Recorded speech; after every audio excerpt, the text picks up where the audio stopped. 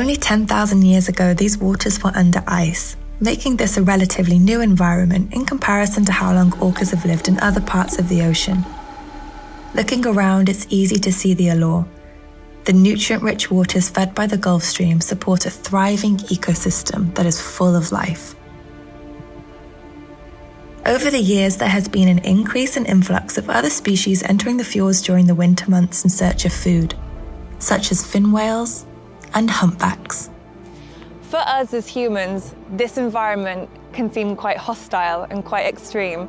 How do you think orcas are able to thrive in these elements? What I can call extreme is that they have to share their food sources with the humpback whales and now with the fin whales.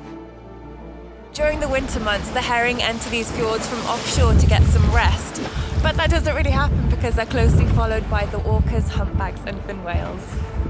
These humpbacks that you can see behind me are baleen whales, and they're filter feeders. So they open their mouth really wide and then take in all the nutrients they eat and filter everything else out. In this case, it's herring, and they've been known to disturb the big bait balls that the orcas are creating. So we're trying to stick around and get a glimpse of that, but there's so many behind me. The sound, oh my goodness. If you see when they lift up their flukes, each humpback has a different, unique pattern to the animal. It kind of makes an individual, like how we have fingerprints. So you can always identify them and tell them apart by looking underneath their flukes.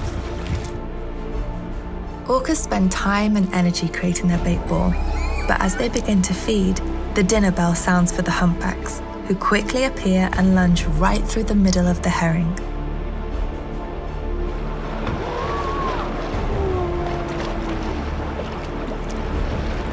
In a rarely seen or filmed event for this population, they decide they've had enough of the humpbacks crashing their dinner party and turn to chase them away.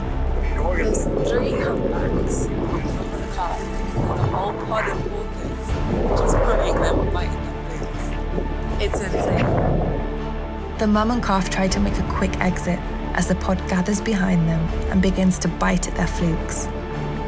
The humpbacks start to thrash their tails in an effort to deter the orcas. As this interaction comes to an end, the pair leave unscathed but exhausted. Is there any concerns or threatening impacts facing these orcas here? I think these orcas, the main, I wouldn't call it a threat, but the main risk what they have here is the whale watching and the snorkeling activity, because it's not very regulated. Orca are tenacious and will strive to be able to evolve and adapt within this changing environment. With new behaviours developing and an increase in human and boat presence on the water, I'm curious to know how citizen science can help play a part in conservation efforts. Citizen science can play a massive part in everything. Assisting researchers, obviously there's only Norwegian Orca Survey doing research here on the IDs. Basically anyone can get a photo and submit their photos to Norwegian Orca Survey, and it tells you who's hanging out with who's feeding on what, who's having babies, who's not. For me, there's nothing better than watching orcas in their natural habitat, this landscape, and witnessing this population thriving in comparison to all the other populations that I've ever spent time with that are critically endangered.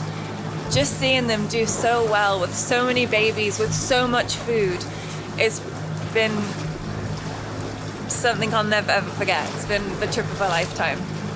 Orcas are formidable predators. Their presence in the water is unmatched. The only threat they face comes from increased human activity. Over 50 million years of evolution has created something built to withstand extremes that we can never imagine. There's so much more to learn from them and so much more to discover. Without them, entire ecosystems underwater would collapse.